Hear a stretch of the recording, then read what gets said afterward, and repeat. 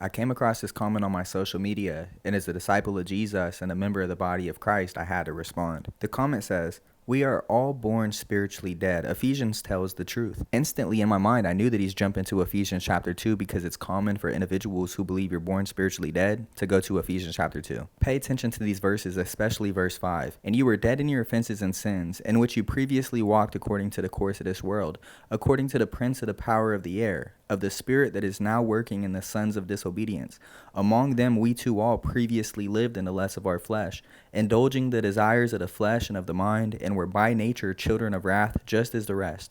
But God, being rich in his mercy, because of his great love with which he loved us, even when we were dead in our wrongdoings, made us alive together with Christ. By grace you have been saved." And when you look at the Greek and the commentators who commented on the Greek in that text, by nature does not mean from birth, inheriting Adam's guilt.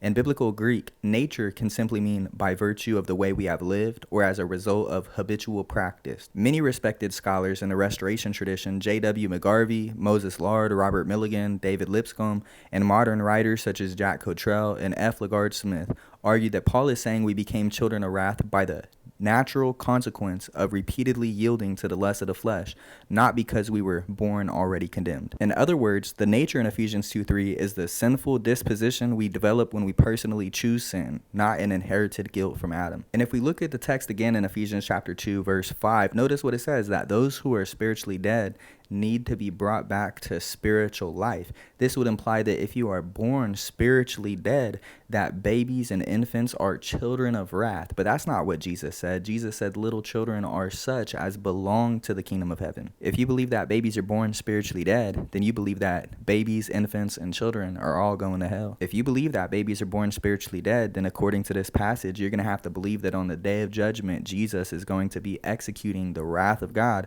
upon babies, infants, and children. But we know Paul is not teaching that we're born spiritually dead, because in Romans chapter 7, he recounts his own spiritual nature. Paul said in Romans chapter 7, verse 9, "I was once alive apart from the law, but when the commandment came, sin came to life and I died."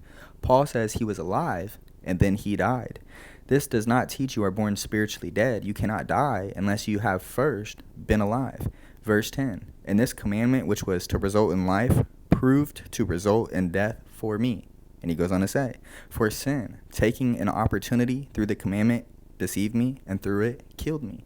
You cannot die, and you cannot be killed, and you cannot be deceived unless you're first alive. Here he mentions he was alive spiritually, and then once he reached an age of knowledge, through the commandment, he became deceived by sin, and he died, or he was killed as a result. The truth is, babies are not born spiritually dead, so you should stop teaching it and stop believing it. If you enjoyed this video, hit the thumbs up, leave a comment, subscribe, and hit the bell so that way you'll be notified next time a video is released.